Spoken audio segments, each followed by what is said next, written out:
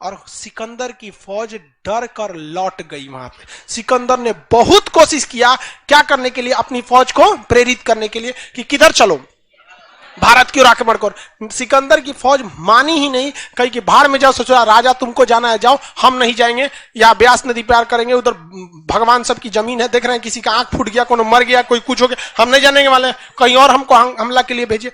समझाते रह गया सिकंदर, लेकिन कोई उसकी बात को नहीं माना। चाणक्य की पहली नीति सफल हो गई कि हमें सिकंदर को वापस भेजना है। इतिहास का एक धड़ा ऐसा भी है जो ये कहता है कि इस सिकंदर को जहर देने का काम चाणक्य ने ही किया था। इतिहास का है, क्योंकि चाणक्य जहर विद्या में बहुत ही निपुण थे। वो उनकी सबसे खतरनाक हथियार थी सब 20 कन्याएं। जो लड़की छोटी रहती थी ना, तो बचपने से समझ में आ जाती है सब 5-6 साल में कि बड़ी होगी तो ये बहुत खूबसूरत होगी। तो ऐसी लड़कियों को वो क्या करते थे, सेलेक्ट करके और उनको 20 कन्या बना देते थे। उनको नमक की मात्रा कम देते थे ताकि जिससे कि उनके शरीर में जहर की मात्रा बढ़ जाए। अब थोड़ा थोड़ा थोड़ा थोड़ा थोड़ा थोड़ा जहर देते थे, हल्का हल्का, जिससे शरीर एडॉप्ट कर सके। उसके बाद उन्हें क्या बना देते थे, 20 कन्याएं। और ये 20 कन्याएं बहुत खतरनाक थी। सिकंदर की सेना में कई गो 20 कन्या दांते काट काट मुंगा दी सब। यहाँ पे खूब सुंदर थी सब। लड़का सब ससुरा पगला होता है सही से, खूब सुंदर रहेगी और सुंदर लड़की को क्या दिक्कत है, मेकअप मार के आएगी, देख के इसे बाल मुस्कुरा दी काम कर। Oh my God. कौन से वंश तक बता दिए थे, शिशुनाग वंश तक। उसके आगे समझाना था, शिशुनाग वंश के आगे बताना था। अभी हम लोग मगध के बारे में पढ़ रहे थे। ये एरिया क्या था, मगध। मगध मगध पर शासन करने वाले वंशों में बताए थे हसीन मशूक सा, हसीन मशूक सा, हसीन मशूक सा। किसी कोई दिक्कत नहीं। हर्यंक वंश से पहले भी एक वंश था, बृहद्रथ वंश। कौन सा, बृहद्रथ वंश। कौन सा वंश, बृहद्रथ। लेकिन इसका कोई ऐतिहासिक जानकारी है, इसका ऐतिहासिक नहीं। हालांकि इसका सबसे प्रमुख राजा का नाम जरासंध। जरासंध का किला। इसमें पहला राजवंश कौन था भैया, हर्यंक वंश। हर्यंक वंश समझा दिए थे, हर्यंक वंश समझा दिए थे कि नहीं। हर्यंक वंश में कितने राजाओं का नाम रहता है, संस्थापक बोलिए। बिंबिसार। राजधानी कहां बनाया, चलिए मेरी ओर देखिए, खटाखट रिवाइज करेंगे। राजधानी राजगीर बनाया, लेकिन किलाबंदी नहीं कराया। इसने शादी तथा मतलब युद्ध दोनों तरह से अपने साम्राज्य का विस्तार किया था। इसने अपने राजा का नाम बताया, एक डॉक्टर था इसका, जीवक, चंद प्रदोत की सेवा में भेजा, पूरा अवंती को क्या कर लिया, अपने साम्राज्य में ले लिया। इसने वैशाली पर आक्रमण किया किंतु जीत नहीं पाया। इसका बेटा ने इसकी हत्या कर दिया। नाम क्या था इसका, अजातशत्रु। क्या नाम था, अजातशत्रु। इसने राजगीर का क्या किया, किलाबंद। वैशाली को जीतकर मिला लिया। वर्षकार इसके गुप्तचर थे। महाशिला कंटक तथा रथ मूसल नामक नए हथियार का प्रयोग किया था। ये बहुत ही ज्यादा होशियार था। इसका बेटा का नाम उदय। क्या नाम था, उदयन। पाटलिपुत्रा को राजधानी बनाया, उदयन। राजगीर से राजधानी कौन लाया, उदयन। इसका अगला शासक नागदशक। अगला शासक नागदशक। योग्य था या अयोग्य था, नागदशक की हत्या किसने कर दिया, किसने किया, नागदशक की हत्या शिशुनाग। नागदशक की हत्या शिशु। चलो भाई मेरी ओर ध्यान से देखना, अभी स्टार्टिंग हो चुकी है हिस्ट्री, अब एकदम सीक्वेंस में मिलेगा। हिस्ट्री की सबसे बड़ी खराबी क्या है, अगर आप हिस्ट्री का नोट्स बड़ा बना दिए, क्या कर दिया, बड़ा बना, आपको पढ़ने में मन ही नहीं लगेगा। ये हर्यंक वंश खत्म, आपके पास दोनों चीज है। ये हर्यंक वंश है भाई, ऐसा थोड़ी कि आप पागल है, एक कहानी पढ़ेंगे आपको, बिंबिसार के बारे में आपको नहीं पता है भाई, छोट मोट चीज तो ये पूछेगा क्या कि इसने अपना साम्राज्य कैसे विस्तार किया था, ब्याह करके, युद्ध करके, ऐसे ये सब पूछेगा, नहीं पूछेगा। मेन पूछेगा कि इसके जीवक क्या थे, इसके यहाँ वैद्य थे, चंद प्रदोत अवंती के राजा थे, राजधानी कहां तक बनाया था, ये हो गया। अजातशत्रु वगैरह का पूछ देगा। उदयन का तो एक को मेन चीज है, पाटलिपुत्रा राजधानी। कौन सा वंश अगला आ गया, शिशुनाग। कौन सा वंश, शिशुनाग वंश। शिशुनाग वंश के संस्थापक, शिशुनाग वंश के संस्थापक शिशुनाग। इस वंश का अगला शासक कालाशोक। कौन था, कालाशोक। इस वंश का अगला शासक नंदी। कालाशोक के बाद नंदी वर्मन। इस वंश का अगला शासक नंदी वर्मन। देखिए इसके समय राजधानी क्या थी, पटना थी। क्या थी, पटना। इसने राजधानी पटना थी, पटना से कहां ले गया था, वैशाली। पटना से कहां ले गया, वैशाली। वैशाली पटना से ले गया था। कालाशोक के समय भी राजधानी क्या थी, वैशाली। क्या थी, वैशाली। वैशाली में इसने क्या कर दिया, द्वितीय बौद्ध संगीति। वैशाली में क्या किया, द्वितीय बौद्ध संगीत। तो हम यहाँ वैशाली के पास क्या लिख देते हैं, 2। क्या कर दिया, द्वितीय बौद्ध संगीति स्थापित कर दिया। जब द्वितीय बौद्ध संगीति स्थापित यहाँ हुई तो यहाँ बहुत सारे बौद्ध विद्वान, उस समय के शिक्षक वगैरह लोग यहाँ आ गए। इस वजह से इसको ऐसा लगने लगा क्योंकि इसने आधुनिक विश्व की कल्पना करने लगा। जिस तरह भारत में आर्थिक राजधानी यानी पैसा वाली राजधानी किसे कहते हैं, मुंबई, क्या कहते हैं, मुंबई। और राजनीतिक राजधानी दिल्ली, सांस्कृतिक राजधानी बनारस, सांस्कृतिक राजधानी बनारस। आज भी भारत में तो मुख्य रूप से हिंदू धर्म ही अधिकता है। वो अलग है कि संवैधानिक रूप से हम धर्म निरपेक्ष है, लेकिन ज्यादा अधिकता हिंदू धर्म की। इसमें भी आप देखेंगे तो ज्यादातर कहां से, बनारस से। बहुत अमीर होगा ना तो बनारस से पंडित जी को बुलाएगा, थोड़ी पैसा वैसा कम होगा तो गांव में से बुला लेगा, आइए इधर। देखते हैं कि नहीं देखते? अरे बनारस के पंडित जी को लेके पंडा होता है लोग, वहां एक से एक विद्वान पंडित मिलेगा आपको बनारस में। इतिहास तक फेमस है सभी सब, काशी पंडित। महाराणा जो छत्रपति शिवाजी थे ना, उनको जब राज्याभिषेक कराना था महाराष्ट्र में तो बनारस से पंडित जी को बुलाए थे। वो लोग बहुत ज्यादा विद्वान होते हैं लोग इस समय। तो कालाशोक ने देखा कि मेरी राजधानी वैशाली है लेकिन ये शिक्षा का केंद्र होते जा रहा है, और खास करके बौद्ध शिक्षा का। तो इसने अपनी राजधानी वैशाली को क्या कर दिया, सांस्कृतिक राजधानी घोषित कर दिया। क्या कर दिया, सांस्कृतिक राजधानी। और उसको पता था, इस बात का डर था कि अगर सांस्कृतिक राजधानी ये रहेगी तो यहाँ हर जगह के लोग आएंगे, और तरह तरह के लोग आएंगे तो यहाँ से बहुत सारी बातें लीक होंगी। हम सबको रोक नहीं सकते, इसलिए इसको डर सताने लगा कि ऐसा ना हो कि विदेशी आक्रमण हो जाए। क्योंकि याद करिए, अजात शत्रु ने भी अपना एक गुप्तचर वर्षकार को भेजा था, कहां पर, वैशाली में। तो इसको इस बात का डर सताने लगा कालाशोक को कि भैया हमारी राजधानी वैशाली जो है, इसको सांस्कृतिक राजधानी ही ठीक है। एक काम करते हैं, हम अपनी जो सेना की राजधानी है, राजनीतिक राजधानी जहां हम रहेंगे, जहां से डिसीजन लिया जाएगा, इसको थोड़ा सा क्या करना है, साइड में करना है। तो वैशाली से पटना कितना दूर है, ये है, अरे गंगा ऊपर, वैशाली इधर, पटना। तो वापस इसने राजधानी किसको बना दिया, पाटलिपुत्रा। किसे बनाया, पाटलिपुत्रा। इसका सबसे अयोग्य शासक कौन था, क्या नाम था, नंदी वर्मन। इसने सेनापति किसको रख लिया था, महापद्म नंद, महापद्म नंद, महापद्म नंद। इसने राजधानी, इसने अपना सेनापति किसे रखा, महापद्म नंद। और महापद्म नंद ने किसे मार दिया, किसे मार दिया, नंदी वर्मन को। अब कौन सा वंश आ गया, नंद वंश। कौन सा वंश, नंद वंश। नंद वंश के संस्थापक महापद्म नंद, महापद्म नंद। देखते हैं, उसको मार रहा है, अपने राजधानी आ जा रहा है। इस सीक्वेंस में रखेंगे ना तो छोटा छोटा लगेगा, आपको आराम से याद हो जाएगा। चलिए मेरी ओर ध्यान से देखिए। महापद्म, पहले के समय में ऐसा माना जाता था कि राजपूत लोग ही राजा रहेंगे, राजपूत लोग क्या रहेंगे, राजा।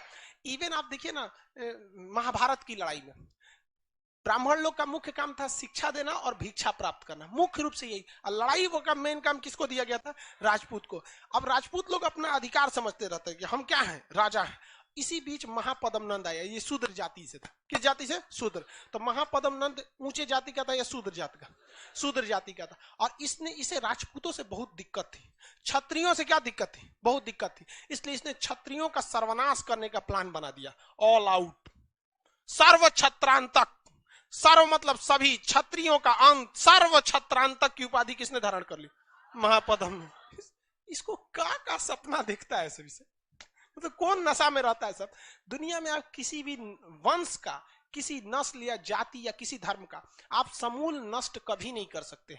याद रखिएगा, जिस धर्म पर जब भी अत्याचार होगा ना तो विश्व की सिंपैथी उसके प्रति होने लगेगी। इजराइल इतना छोटा सा देश है, एकदम छोटा सा, अगल बगल के सऊदी अरब के 18 देश 19 देश मिलकर उसे क्या करते हैं, दबाना चाहते हैं। जबकि इजराइल के पास इतना पावर है कि वो 28 को एक रात में मार के खत्म कर सकता है। ये सब अरब वालों को आता कौन चीज है, खजूर खा के लुंगी पहन के घूमेगा सर, आता है कुछ, हाँ? ये अजीब, ये सबको कुछ नहीं आता है। लेकिन इतिहास गवाह है कि जब आप कभी किसी व्यक्ति को मारिएगा तो क्राइम कहलाएगा, लेकिन पूरे समूह को मारिएगा तो क्राइम नहीं, आप खुद अपराधी हो जाएंगे, आपको नरसंहार की श्रेणी में गिना जाएगा और वह व्यक्ति के प्रति पूरी दुनिया का संभावना मतलब संवेदना आ जाएगी। इजराइल बहुत पावरफुल है और सबको कचर के मारता है, लेकिन फिर भी लोग सहानुभूति किसके प्रति रखते हैं, इजराइल के प्रति, क्योंकि वो देख रहा है कि बाकी अरब वाले इजराइल को हराना नहीं चाहते हैं, इजराइल का नाश करना चाहते हैं। तो वही यही करना चाहता था कौन, महापद्म नंद, क्षत्रियों का नाश करना चाहता था। कौन सी उपाधि धारण किया था, सर्व क्षत्रांतक। कौन सी उपाधि, सर्व क्षत्रांतक। कौन सी उपाधि, सर्व क्षत्रांतक, याद रहेगा, सर्व क्षत्रांतक की उपाधि। तो यहां हम लिख देते हैं सर्व क्षत्रांतक। क्या मिटा पाएगा, कौन नहीं उठा? इसने कलिंग पर आक्रमण कर दिया। किस पर आक्रमण किया? कलिंग पर। और कलिंग पर आक्रमण करके एकराट की उपाधि धारण किया। किसकी उपाधि? एकराट की उपाधि। कलिंग पर आक्रमण करके किसकी उपाधि? एकराट, एकलौता राजा, बड़का राजा कलिंग पर। कलिंग से चुरा ढोल था पहले, जो आता था बजा के चल जाता था। ढोल टाइप का हो गया, जिसके पीछे एक रीजन था। कलिंग वर्तमान समय में उड़ीसा के पास है। उस उड़ीसा में जंगल बहुत ज्यादा होते थे और उस समय जो बहुत वीआईपी होता था बढ़ई का काम कराता था। आज भी देखिएगा ना, बढ़िया बढ़िया घर में लकड़ी के शीशे, मतलब दरवाजा चौखट सब बहुत महंगा आता है। नॉर्मल आदमी लोहा वहा लगवा देता है, जो लकड़ियां बहुत महंगा मिलता है। तो हर व्यक्ति कलिंग जीतना चाहता था, क्योंकि उसे लकड़ी मिल सकती थी और कलिंग में हाथी मिल सकती थी। और उस समय हाथी समझिए आज के समय में अर्जुन टैंक, उस समय हाथी थी। तो उसी के लिए बेचारा कलिंग पर हर कोई आक्रमण कर देता था। तो महापद्मनंद किस जाति का था? शुद्ध। इसने क्षत्रियों का अंत करने का सोचा। कौन सी उपाधि धारण किया? सर्व छत्रांतक। कौन सा? सर्व छत्रांतक। कलिंग जीत के कौन सी उपाधि धारण किया? एकराट। कौन सी उपाधि? एकराट। कलिंग जीतने के बाद उपाधि एकराट की उपाधि। इसका बेटा था जिसका नाम था धनानंद। बेटा का नाम धनानंद। बेटा का नाम धनानंद। बेटा का नाम धनानंद। इस ससुरा इसका शरीर कोशिका से बना ही नहीं था। धनानंद का शरीर कोशिका से नहीं बना था, इसका शरीर अहंकार से बना था। उसके अंदर ईगो बहुत ज्यादा था, मत पूछिए। शराबी बहुत बड़का था, दिन भर शराब पीते रहता था, ऑर्केस्ट्रा में नाचते रहता था। ऑर्केस्ट्रा देखते रहता था धनानंद। भाई जिस दिन राजा जो रहेगा ना, राजा जो बड़े लोग होते हैं, इन्हें मतलब समाज से ज्यादा मतलब नहीं होना चाहिए। आप देखिए, अब राजनीतिक बात तो नहीं करना चाहिए, लेकिन देखिए मोदी जी बंगाल चुनाव में बिजी, जेपी नड्डा असम में बिजी है, अमित शाह कर्नाटक में बिजी है, तेलंगाना में, और राहुल गांधी मछली मार रहा है, कहेगा ईवीएम हैक हो गया। सब क्या हो रहा है? ये सब चीजें अपना अपना अलग अलग नजरिया होता है यहाँ पे। तो राजा जो होता है ना, उसको समाज से हट के रहना पड़ेगा, उसको सारे समाज में एक जैसा नहीं रहना पड़ेगा। नरेंद्र मोदी को देखे हैं कभी? उनको कैसे रहते हैं? मजबूरी में उनको समाज के हिसाब से रहना पड़ता है। आई मौका गाना सुन रहा है, नचनिया नचवा रहा है यहाँ पे, तो राजा हो ना भाई, आराम से रहो यहाँ पे, नाच रहा है यहाँ। इसको कलिंग पर आक्रमण थोड़े किया था, ये कलिंग इसको जीत कर मिला था, इसके बाबूजी ने जीता था। इसने कलिंग में क्या किया था? नहर बनवाया था। कलिंग में क्या बनवाया था? नहर। और बहुत ही अहंकारी राजा था, बहुत अहंकारी। लेकिन अल्लाह मेहरबान तो गधा पहलवान। यही हो जाता है मगध के साथ। मगध जो था वो एक्चुअली इसका लोकेशन बहुत जबरदस्त था मगध का। मगध में तो पहला वंश था हरियंक वंश। देखिए ना, हरियंक वंश ये था, हरियंक वंश। इसने ही अपना इतना बड़ा एरिया कर दिया।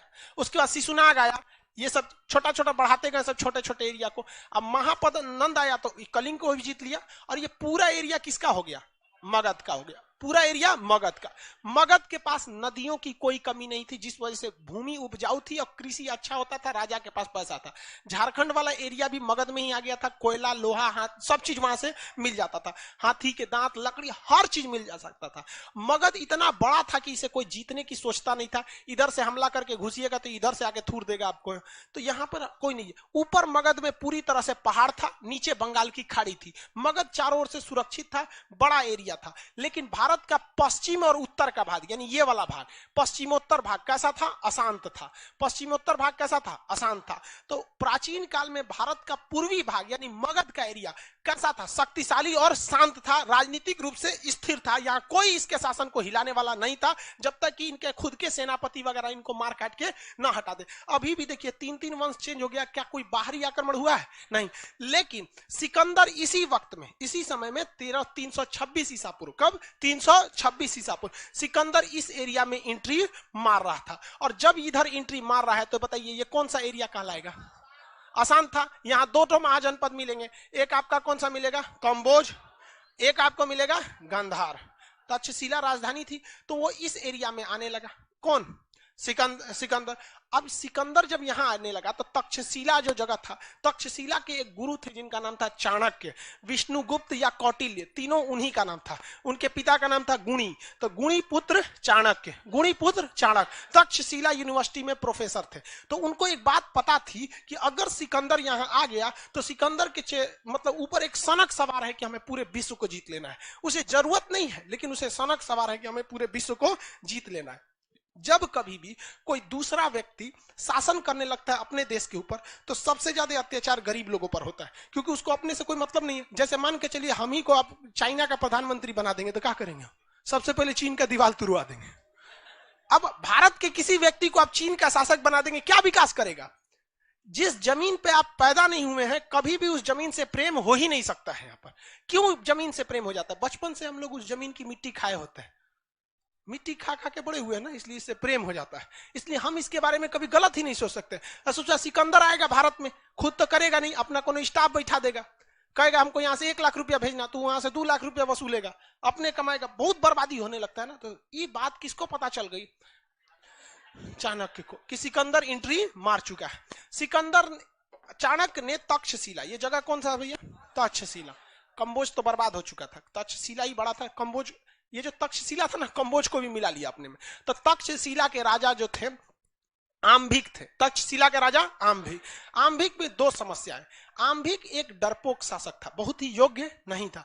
दूसरा, इस ससुरा अय्यास बहुत बड़का था। इस ससुरा ये सब मराया है सब यही चक्कर में, सबको समझे में नहीं आता है इसे। तो इसको मतलब डेली कोई ना कोई इसको पसंदे आ जाती थी। इसको अपनी पत्नी से जमता नहीं था आम्भिक को, तो इसकी पत्नी खुद से नहीं झगड़े थे।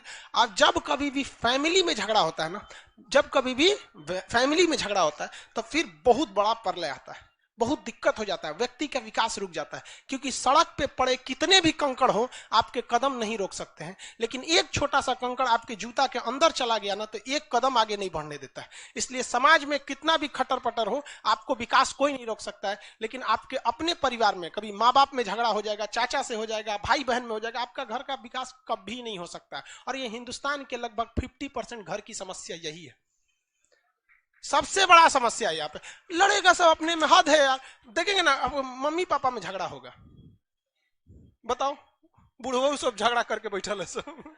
अरे तरीका बुढ़ा गए वो लोग यार, अब झगड़ा का लिए कर रहा है लोग। नहीं, उन लोग को समझ में आता अभी हम जवाने हैं। अब भाई इसमें गलत ऐसा कोई नहीं होगा जिसमें आप लोग में मम्मी पापा में झगड़ा नहीं होता हो, लेकिन किसी किसी में ईगो बना लेते हैं। यही हाल हो गया किसके साथ? तक्षशिला। तक्षशिला के राजा कौन थे? आम्भिक। तक्षशिला के राजा आम्भिक।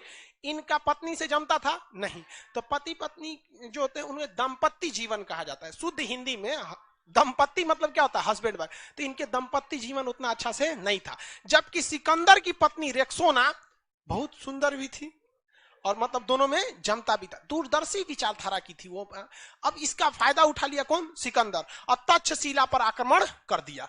तक्षशिला पर जब आक्रमण किया तो तक्षशिला पर आक्रमण के डर के मारे आम्भिक सिकंदर की अधीनता स्वीकार कर लिया, और ये भारत की जमीन पर, उस समय अखंड भारत की धरती पर सिकंदर की पहली जीत हो गई। और आम्भिक यही नहीं रुका, चोट्टा उसने कह दिया कि आप आगे बढ़िए और यहाँ सिंध का राजा पोरस जो है, पोरस को हराने में हम आपका साथ देंगे। तो पोरस को मारने में खुद भारत का राजा आम्भिक था और सिकंदर की फौज थी। सिकंदर की फौज ने जितनी बुरी तरह से पोरस को नहीं मारा, उससे बुरी तरह से उसकी सारी सूचनाओं को लीक कर दिया गया। किसके थ्रू? आम्भिक के थ्रू, तक्षशिला के राजा आम्भिक। और पोरस को भी क्या कर दिया गया? हरा दिया गया। और पोरस को जब युद्ध के मैदान पर हराया गया तो पोरस को उसको रथ से घसीट के लाई सिकंदर की सेना, सिकंदर के सामने खड़ा किया गया। सिकंदर ने बोला कि देखो तुम क्या चाहते हो, मेरे घुटने टेक दो, मैं तुम्हारी जिंदगी बकस देंगे। कहा कि काट दो, हमको ऐसी थूकी हुई जिंदगी नहीं चाहिए, आम्भिके को दे दो, वहां पर नहीं रहना हमको, ऐसे किसी के भीख पे पलना। तो बहुत खुश हुआ सिकंदर, बहादुर ही बहादुर की इज्जत करता है वहां पर, बहुत खुश हुआ। और सिकंदर की पत्नियों खुश हो गई। तो सिकंदर को कहा कि रे ते काय खुश हो रही है रे, डबल बॉन्ड बनाएगी क्या? राखी बांध, राखी बांध, राखी। तो क्या बनवा दिया? राखी बनवा दिया। समझ आ रहा है कि नहीं आ रहा? सिकंदर भी टेंशन फ्री हो गया, क्योंकि बहादुर था, इसको टेंशन था कहीं कहीं व्हाट्सएप नंबर मिल गया तो दिक्कतें हो जाएगी। तो समझ में आ गया कि नहीं आ गया? तो सिकंदर की पत्नी का नाम क्या था? रेक्सोना। सिकंदर की पत्नी रेक्सोना ने किसके हाथ पे राखी बांध दिया? पोरस के। अब पोरस को कहा गया कि देखो हम तुम्हें एक राजा की उपाधि देते हैं, तुम्हारा सब कुछ तुम्हारी वीरता को देखकर लौटा देते हैं, बदले में तुमसे एक ही चीज मानते हैं, जब तो हम आगे की ओर आक्रमण करेंगे। किधर की ओर? मगध की ओर, क्योंकि अब मगध इतना आगे आ चुका था, तो तुम हमारी क्या करना? मदद करना। अब ई तो घेरा गया पोरस। रीजन क्या है? सिकंदर तो सार हो गया ना उसका, नहीं क्या हो गया? बहनोई हो गया, बहनोई हो गया। वहां पे एगो रिश्तेदार हो गया। दूसरा, हारे हुए हो यार, तुम्हारे दादागिरी नहीं चल पाएगा हारने के बाद। कितनो शान दिखा लो कि मार दो, ये कर दो, लेकिन हार हार होती है। तो मजबूरी में अब पोरस, आम्भिक दोनों और सिकंदर तीनों की अब भूमिका किधर थी आगे बढ़ने के लिए? मगध के लिए। अब यहां मगध, तक्षशिला के राजा का गुरु का नाम चाणक्य। ये कहां आए थे? मगध में। समझाने किसको? धनानंद को समझाने आए थे। और धनानंद को समझा रहे थे कि अगर ये सिकंदर यहाँ घुस जाता है तो यहाँ से आर्थिक विदोहन करेगा, आने वाली पीढ़ियों तक को बर्बाद कर देगा, आप इसको संभालिए नहीं तो बहुत दिक्कत हो जाएगा। अब इस बीच धनानंद नशे में था और ऑर्केस्ट्रा देख रहा था। कहता कि रे ये कहाँ का आया है ब्राह्मण? धनानंद इनको, चाणक्य को, उनका चोटी पकड़ के फेंकवा दिया बाहर। सोचो, चोटियां नोच के फेंकवा दिया। और नोचा तब खुल गया, बांधते थे लोग ना चोटी, उसे खुल गया वहां पे। अब धनानंद के सामने इनका गुस्सा 7वें आसमान पर था, चाणक्य का। और चाणक्य ने वही कसम खाया था कि तुमने मेरी शिखा खोली है, इसको तब तक नहीं बांधेंगे जब तक तुमको इस धरती से ना उजाड़ देते हैं यहाँ पर। अब वहां से धनानंद चले आए वापस, सॉरी धनानंद कह रहे चाणक्य। और चाणक्य यहाँ आए कहां पर?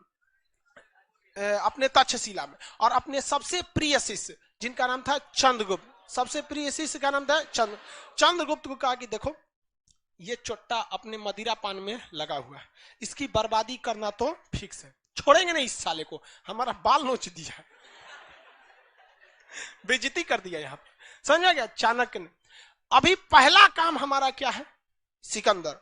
इसलिए दिमाग से उतर जाओ और हकीकत देखिए चाणक्य की।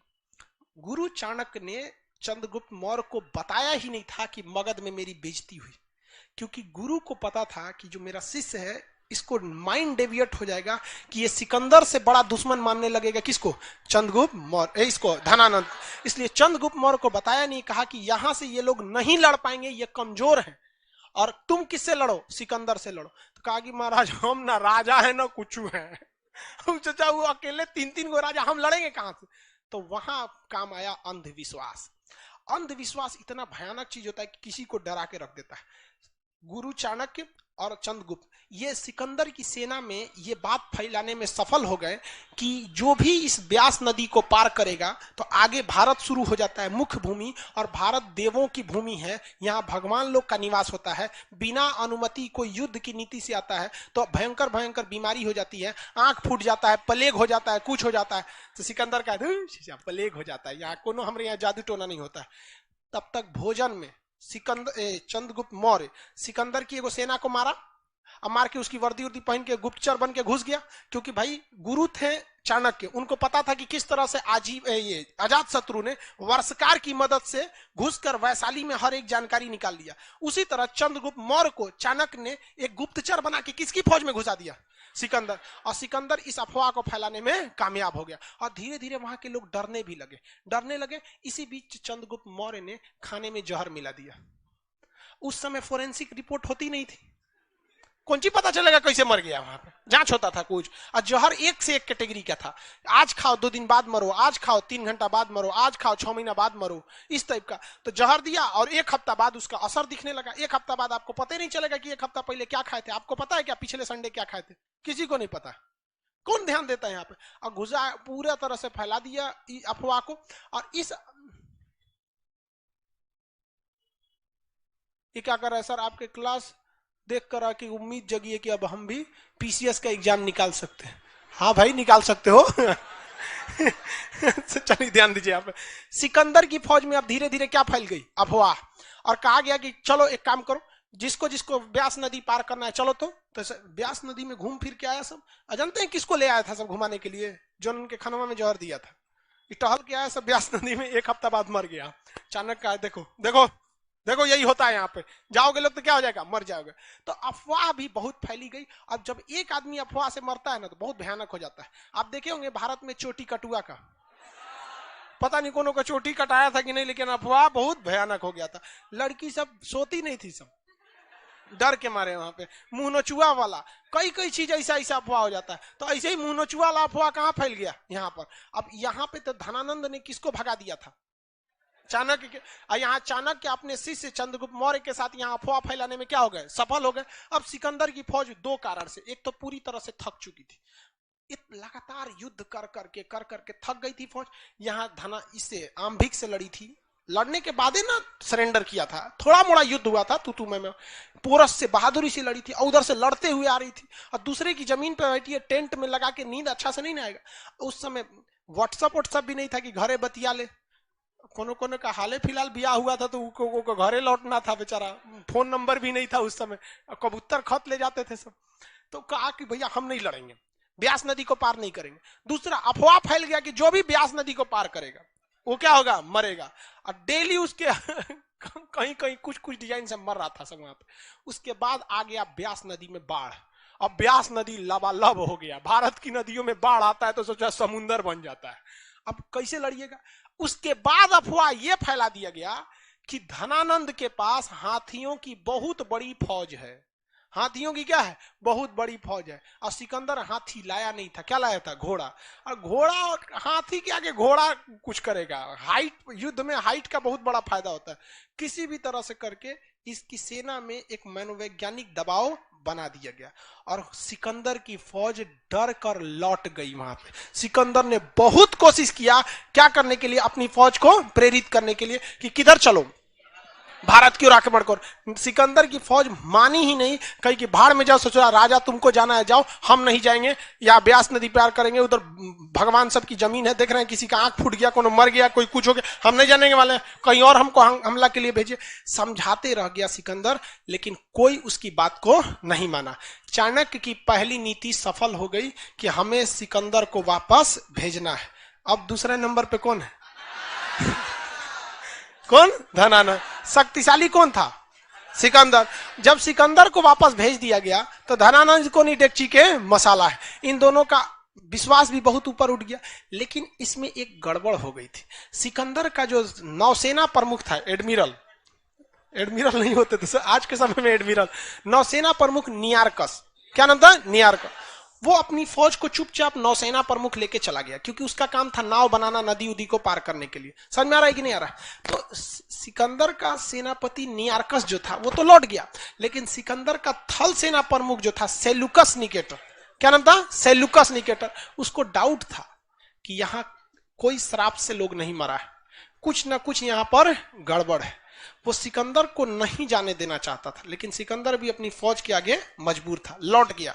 सिकंदर लौटा, यहां पर जब आक्रमण किया, कब किया था, 326 ईसा पूर्व, 326 ईसा पूर्व। किस राजा को हराया था, पोरस को। किसे, पोरस। अधीनता किसने स्वीकार कर लिया था, आम्भिक ने। किस नदी के किनारे इन्हें हराया था, झेलम नदी को। झेलम नदी का नाम क्या है, वितस्तता। क्या नाम था, वितस्तत। लेकिन इसे हाइडेस्फीज कहते हैं। सिकंदर इसे क्या कहता था वहां के लोग, हाइडेस्फीज। कौन सा युद्ध, हाइडेस्फीज। तो सिकंदर ने क्या आम्भिक से युद्ध लड़ा था, आम्भिक ने अधीनता स्वीकार कर लिया था। सिकंदर ने युद्ध किससे लड़ा था, पोरस से। सिकंदर ने किससे युद्ध लड़ा था, पोरस। आगे बढ़ जाए, किसी को कोई दिक्कत नहीं, यहां तक में। सिकंदर यहां से लौट गया। सिकंदर क्या हो गया, लौट गया। जब सिकंदर, इसमें नक्शा है जी वर्ल्ड का,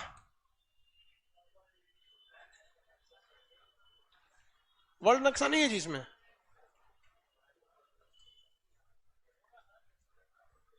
हाँ यहाँ है, देखिए एशिया, इसी से काम चल जाएगा। समझ आ रहा है ना, एशिया ये, इसी से काम चल जाएगा। यहां पर सारा तांडव हुआ था, यही एरिया था। यहाँ ये है आपका तुर्की, ये है ना तुर्की, और तुर्की के पास यहाँ है मेसिडोनिया। जस्ट तुर्की के पास कौन सा जगह है, मेसिडोनिया। सिकंदर ससुरा कहां से आया था, मेसिडोनिया। इसी को क्या कहते हैं, मकदूमिया। इसी को क्या कहेंगे, यूनान। इसी को क्या कहेंगे, ग्रीक। सब इसी एरिया का है। ग्रीक, यूनान सब एक ही एरिया के नाम है। ग्रीक जैसे हम लोग किस तरह कहलाते हैं, अखंड भारत, उसमें ससुर अफगानिस्तान भी आ जाएगा, पाकिस्तान आ जाएगा, भारत आ जाएगा। उसी तरह कौन सा, ग्रीक या यूनान, देश का नाम बोलिए तो मैसिडोनिया, मकदूमिया। इधर से ससुरा आया और यहां पर आक्रमण किया, यहां पर इतना मारधार कर रहा था, और जब सब नहीं हो पाया तो यहां से क्या हो गया, लौट गया। इसका नौसेना प्रमुख इधर से लौट गया, और ये इधर से ऐसे लौट रहा था। लौटा, जब इराक में पहुंचा, ये लड़ाई कब लड़ी गई, 326 ईसा, पोरस से लड़ाई हुई 326। क्या आगे भारत में बढ़ सका, नहीं। लौटा तो भैया ये तो 326 के बाद 27 आएगा कि 25 आएगा, 25। बीसी उल्टा चलता है, बीसी मतलब क्या होता है, उल्टा चल। तो यहां पहुंचा इराक में, लौटा, धीरे धीरे पैदल सेना से आराम से लौटता था, कहीं 1 महीना इंतजार करता था, कहीं पार्टी चलती थी, कहीं कुछ, किसी दूसरे दोस्त से मिल गया, ऐसे करते करते यहां पहुंचा 323 ईसा पूर्व। कब पहुंचा, 323। किस देश में, इराक में। अभी यहां आतंकवादी भर गया था, ISIS वाला। तो इराक में, इराक का शहर का नाम है बेबीलोन। क्या नाम है, बेबीलोन। 323 ईसा पूर्व ये कहां पहुंचा, बेबीलोन। बेबीलोन में इसे में पेट में अचानक दर्द हुआ, पेट में दर्द हुआ, और पेट दर्द के वजह से इसमें डायरिया टाइप की बीमारी, उस समय अल्ट्रासाउंड ससुरा होता ही नहीं था, अल्ट्रासाउंड नहीं होता था। इसके वैद्य वगैरह ने बहुत इलाज कराया और मर गया। कहां पर, बेबीलोन में मर गया। जब ये मरा ना तो इसका घोड़ा का नाम था बुके फराल। घोड़ा का नाम क्या था, बुके। घोड़ा भी बेचारा मर गया, हार्ट अटैक से। वो भी बेचारा कहा कि ओ माय गॉड, मेरा सिकंदर मर गया। उसका घोड़ा और वो दोनों मर गए। कहां पर, बेबीलोन। इतिहास का एक धड़ा ऐसा भी है जो ये कहता है कि इस सिकंदर को जहर देने का काम चाणक्य ने ही किया था। इतिहास का है, क्योंकि चाणक्य जहर विद्या में बहुत ही निपुण थे। वो उनकी सबसे खतरनाक हथियार थी सब 20 कन्याएं। जो लड़की छोटी रहती थी ना, तो बचपने से समझ में आ जाती है सब 5-6 साल में कि बड़ी होगी तो ये बहुत खूबसूरत होगी। तो ऐसी लड़कियों को वो क्या करते थे, सेलेक्ट करके, और उनको 20 कन्या बना देते थे। उनको नमक की मात्रा कम देते थे, ताकि जिससे कि उनके शरीर में जहर की मात्रा बढ़ जाए। अब थोड़ा जहर देते थे, हल्का हल्का, जिससे शरीर एडॉप्ट कर सके। उसके बाद उन्हें क्या बना देते थे, 20 कन्याएं। और ये 20 कन्याएं बहुत खतरनाक थी। सिकंदर की सेना में कई गो 20 कन्या दांते काट मुंगा दी सब। यहाँ पे खूब सुंदर थी सब। लड़का सब ससुरा पगला होता है, सही सब खूब सुंदर रहेगी, और सुंदर लड़की को क्या दिक्कत है, मेकअप मार के आएगी, देख के इसे बाल मुस्कुरा दी काम कर। ओह माय गॉड, हद है यार तुम लोग। यहाँ मर गया वहां पे। तो ये 20 कन्याएं भी बहुत थी सब उनके पास, इनकी बहुत बड़ी शक्ति थी। समझ में आ रहा है कि नहीं। आजकल भी 20 कन्याएं, दांत में नहीं आंख में जहर है, तो पूरा करियर चौपट हो जाएगा। समझ में आ रहा है कि नहीं आ रहा है। तो ऐसे लोग से क्या करना है, बच के रहना है। यार तुम लोग को समझ में नहीं आता, सिकंदर जैसा महान राजा फेंका गया, तू लोग बेरोजगार होके लड़की के पीछे जाता है। बड़ हाथी डूबल जाए, गधा पूछे कितना पानी। मरा गया यहाँ पे। तो इतिहास का यह धड़ा यह भी कहता है कि जहर किसने दिया था, चाणक्य ने। किसने दिया, चाणक्य ने दिया। खैर अब इसका कोई प्रूफ नहीं है कि जहर चाणक्य ने ही दिया था, और अगर दिया था तो बहुत अच्छा किया। जाए मरा गया, कहां पर मर गया बेचारा, बेबीलोन में। बुके फराल का मकबरा कहां है, बेबीलोन में। और उसके बेटा करें बुके फराल, वो बेबीलोन में क्या हो गया, सब मर गए। किसी को कोई दिक्कत नहीं, आगे बढ़ जाए। यहाँ पे सिकंदर सत्यानाश हो गया। सिकंदर ससुरा केवल 6-7 देश जीता था, लेकिन उसे विश्व विजेता कहा गया। हाँ, ससुरा उस समय उतने देश का पते था लोगों को। उस समय खोजे नहीं हुआ था नया देश का, जितना देश का खोज हुआ था वो सबको जीत गया। सबसे पहले जीता तुर्की को, किसे, तुर्की, और नीचे मिस्र को। तो यहां तुर्की और यहां पर मिस्र। यहां जीता सीरिया, सीरिया के बाद इराक, इराक के बाद ईरान, ईरान के बाद ये सब वाला एरिया यहां जीत गया। ये सारा जीत गया, जितना तक की खोज हुई थी ये सबको क्या हो गया, जीत गया था। तो सिकंदर उस समय खोजे गए सभी जमीन को जीत गया, इसलिए उसे विश्व विजेता कहा जाता है। समझ में आ गया कि नहीं आ गया, किसी को दिक्कत तो कोई गलत तो नहीं कहा जाता है, गलत नहीं कहा जाता। अब एक और तर्क है कि भारत को उसने नहीं जीता था। तो भाई अगर आप अखंड भारत कहते हैं, अगर अखंड भारत कहते हैं तो उसने भारत पर घुस चुका था, लेकिन वर्तमान भारत को कहते हैं तो नहीं घुसा था। तो वर्तमान जो भारत है इस पर आक्रमण नहीं कर पाया था। लेकिन उस समय का जो भारत था या जो अखंड भारत था उस समय देखिएगा तो उस समय तो आम्भिक भी तब हम ही लोग में थे, पोरस भी हम ही लोग में थे कि नहीं थे यहाँ पर। तो ये सिकंदर लौट गया, यहाँ पे सिकंदर का फाइल निपट गया। अभी यहाँ कौन बैठा है? धनानंद। धनानंद। अब चाणक्य ने बताया किसको? चंद्रगुप्त मौर्य को, कि तुमसे पहले हम गए थे धनानंद के पास, शायद ये अपनी सेना भेज सके और सिकंदर लौट सके। इसने भारी दरबार में हमारा चोटी नोच के फेंक दिया, बहुत घोर बेइज्जती किया यहाँ पर, इससे बदला लेना है। तो जो चंद्रगुप्त मौर्य था बिहारी, फड़फड़ाने में तो सबसे आगे, तुरंत कर गुरुजी पहले कहा नहीं बताए थे, सिकंदर से पहले ये चट्टा को मारते हैं। कहा कि पगला कहीं का, चेला और गुरु में यही फर्क होता है, तुमको समझे में नहीं है कि पहले किसको करना है। अगर तुम इस पर आक्रमण करते तो ये पूरा साम्राज्य चला जाता। अभी सिकंदर भी निपट गया, अभी ये भी निपट चुका है। चलते हैं अब हम इस पर आक्रमण करते हैं। आक्रमण करने आए लोग, थुरा के चल गए लोग।